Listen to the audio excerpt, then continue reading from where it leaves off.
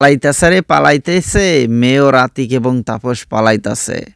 দর্শক শ্রোতা, বিস্তারিত ভিডিও দেখুন আর শুনুন।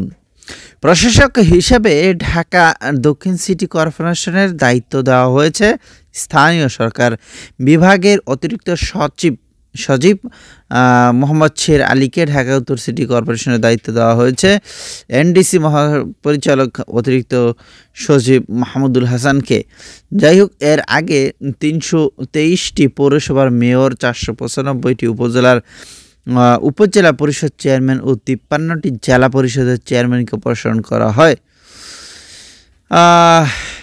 মেয়র আতিকুল ইসলাম এবং তাপস সাহেবকে বরখাস্ত করা হয়েছে।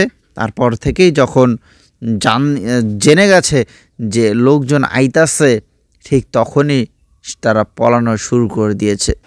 দেখতেই পাচ্ছেন তাদের মধ্যে কিছু একটা চলতেছে যে কি করা যায়, কোন দিকে পালানো যায়, এদিকে যাব না ওই দিকে যাব।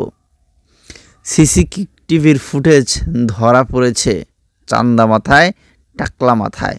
কোথায় যে পালাইবে সেটাই এখন দেখার বিষয়। যাই হোক, আমরা জানি যে অনেকেই কিন্তু সেনানিবাসে আছে, সেনার হেফাজতে আছে। তো এই যে মেয়র আতিক এবং তাপস, তাদের তো অনেক দাপট ছিল ঢাকা শহরে। এমন দলের সাপোর্ট করলেন, শেষমেশ পালানেরও জায়গা খুঁজে পাইলেন না।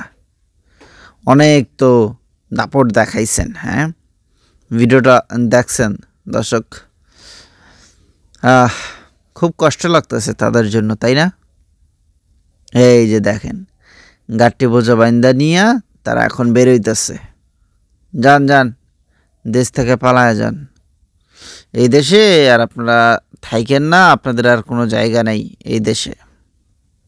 ভুলেও আর কখনো এই দেশে পা রাখেন না। যদিও তারা এখন বিদেশে যাইতে পারবে না, কারণ এয়ারপোর্টে তাদের ধরা হবে। তো তাদের জন্য আয়না ঘরের ব্যবস্থা রয়েছে, হ্যাঁ, সেইখানে